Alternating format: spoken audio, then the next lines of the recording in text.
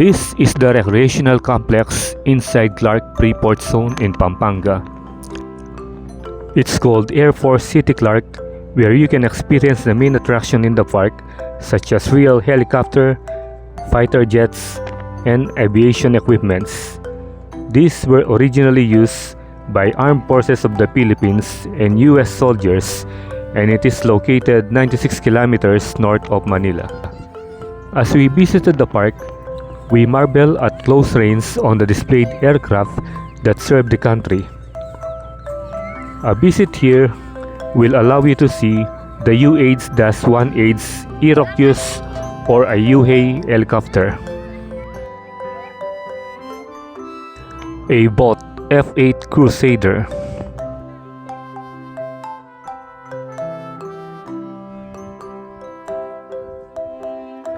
an F-5 jet which is popularly known as the Freedom Fighter, a T-28 Trojan, a T-33 or a Thunderbird, and it happens to be the first aircraft of the Philippines that marks the beginning of the Philippine Air Force into the jet age.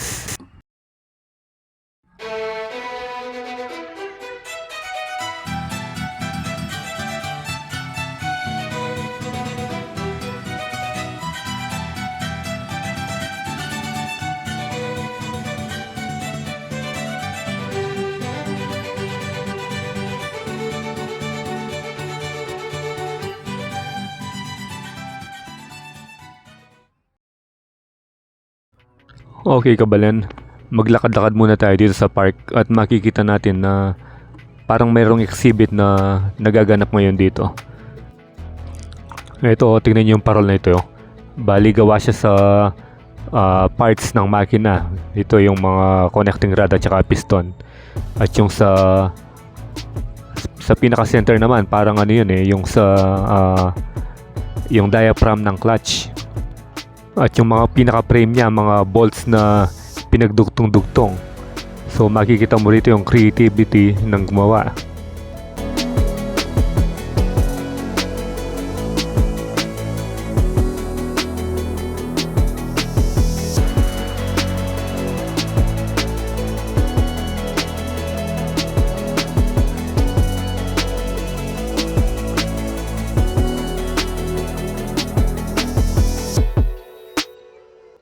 So pasukin naman natin ang tinatawag nilang Christmas Village.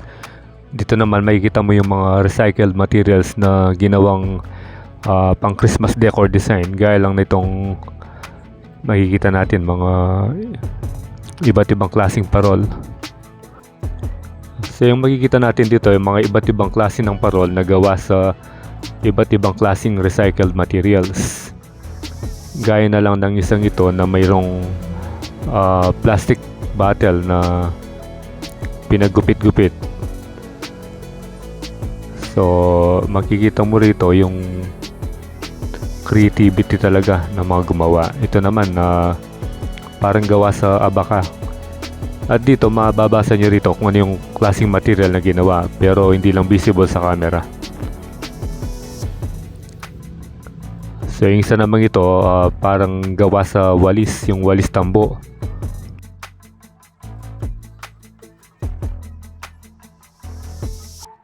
So yung makikita natin isang ito ay gawa sa coconut shell.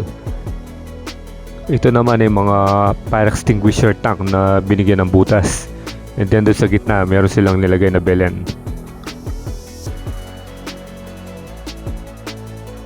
Meron ding Santa Claus sa mga pinagpatong-patong na gulong. At ito naman yung kanyang mga gifts na puro lata. At gumawa sila ng reindeer na gawa sa kahoy. Yung mga putol-putol na kahoy. At ito yung pinaka-belen nila.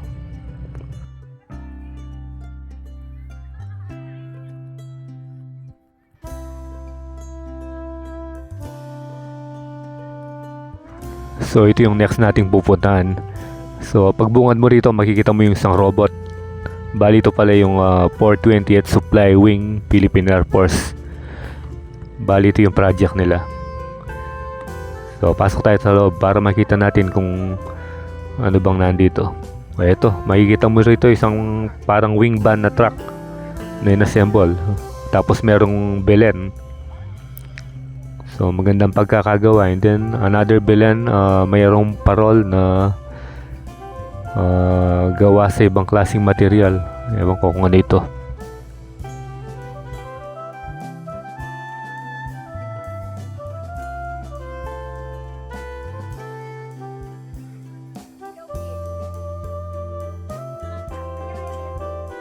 Mababasa mo rito yung pushing forward sa isang parol na may belen din sa gitna, at makikita mo yung malaking sapatos.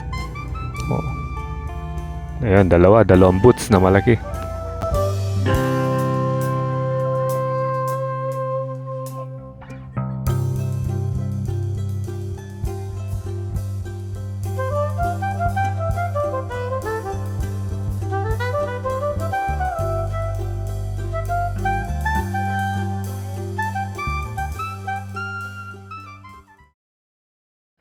Dito naman ako sa na-amaze sa nakita kong ito, isang forklift na gawa sa kahoy. So ito, makikita mo yung pagkakagawa. Talagang kinopen nila para talagang forklift. Pero yung upuan syempre original, at saka yung manibela. Tapos gawa siya sa plywood at saka mga kahoy.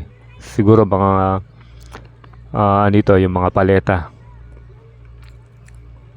So magaling yung nakaisip ng gumawa nito. Pero yung mga gulong, original na gulong, kaso yung rim niya plywood din. So ayan, Philippine Air Force 420th.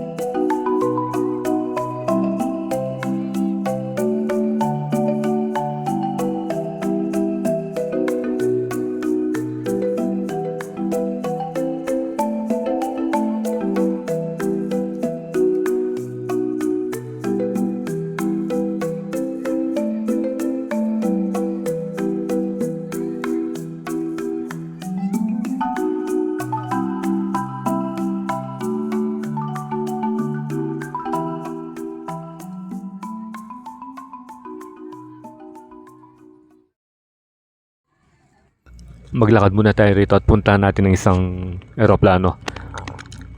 Bali ito pala yung T-28 Trojan na naka-display dito ngayon.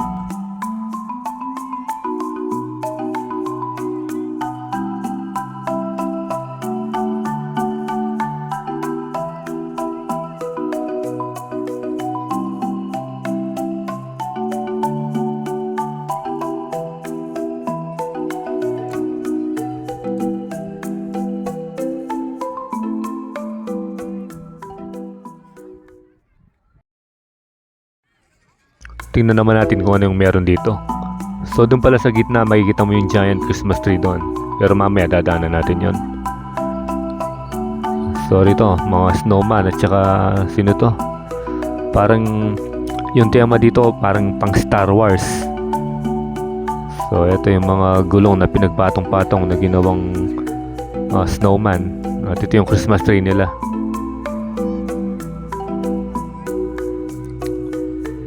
Then, ito yung pinaka Belen. Ayan. So, ito yung mga Star Wars characters. Nandito si Darth Vader. At iba pang mga characters sa Star Wars movie. At hindi ko masyadong kabisado yung pangalan nila.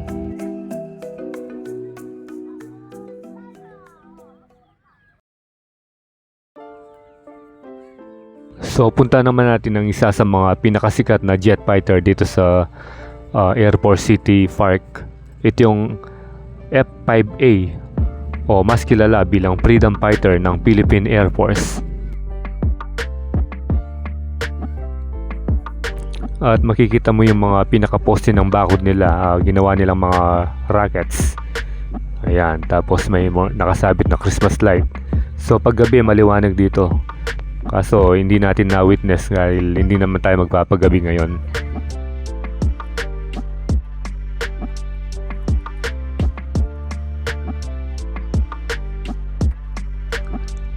At pwede rin kayong magpa-picture dito, ayun oh. Parang mala Top Gun yung datingan. Eto, mag-post lang kayo dito at para na kayong isang piloto.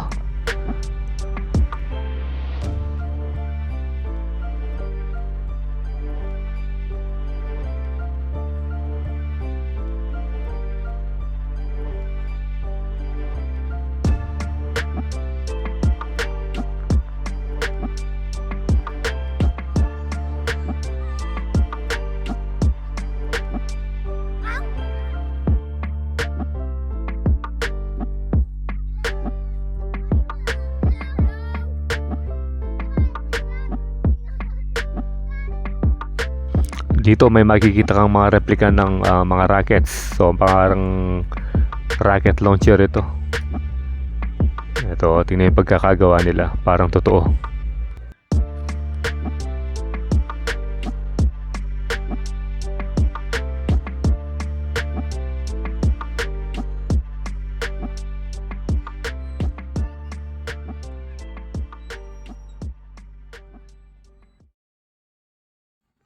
Dito naman natin makikita yung pinaka belen nila.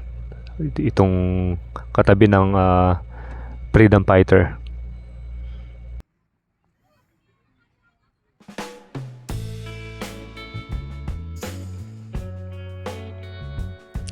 So punta naman natin itong tinatawag nilang Thunderbird o yung T-33 Thunderbird. Isa pala itong American subsonic jet trainer.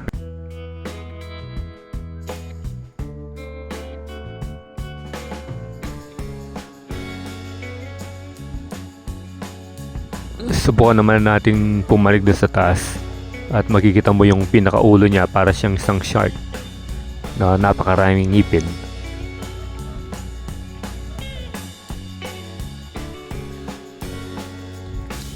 At dito sa may pinakaharapan niya ay makikita mo yung mga logo dito. Ito yung logo ng Air Force. And then ito yung mga parang malilit na logo ng, parang ito yung mga yung mga nag-participate dun sa may exhibit doon. Bali ito yung mga logo nila.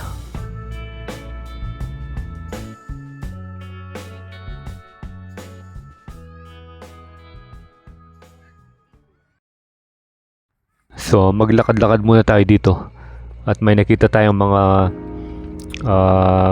para mga machine gun doon. Tingnan natin kung ano ba yung mga yon. So pagdating mo rito makikita mo yung pinaka signage nila na I Love Cub or I Love Clark Air Base. Silipin naman natin kung anong klaseng machine gun ba yung nandito. Bali dalawa sila, yung isa parang Canon. Ito naman yung anti-aircraft gun. Tingnan natin.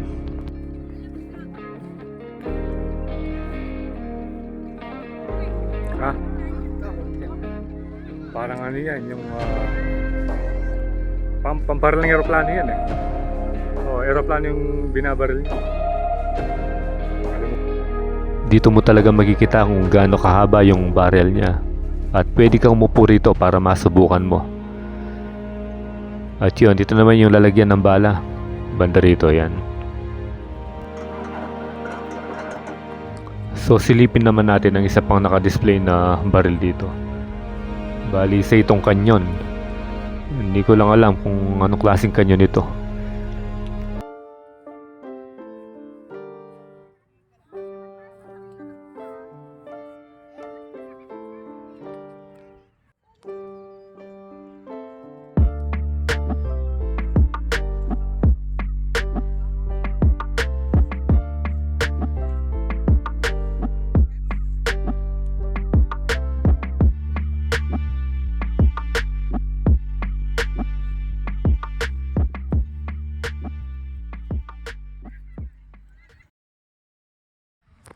So punta naman natin itong pinaka last na aeroplanong may papakita ko sa inyo ngayon. Ito yung BOT F-8 Crusader.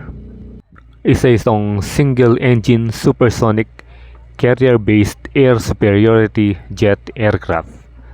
Ang haba ng pangalan niya, no? So dun sa isang side niya nakabukas yung pinaka-cover. Ewan ko lang kung ano ito. So ikutin pa rin natin para makita natin ang kabuuan ng BOT Crusader.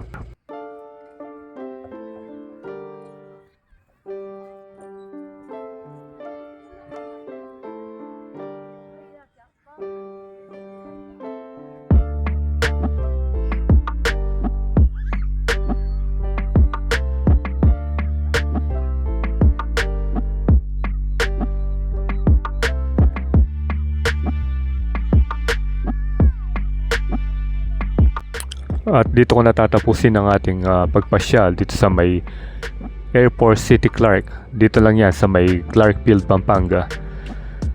So sana ay nag-enjoy kayo sa panonood. And please do like, share, and subscribe. At mayroon din tayong Facebook page. Paki-like and follow na rin. So ride safe always, Kabalen. See you when I see you, and Froilan Das is signing out.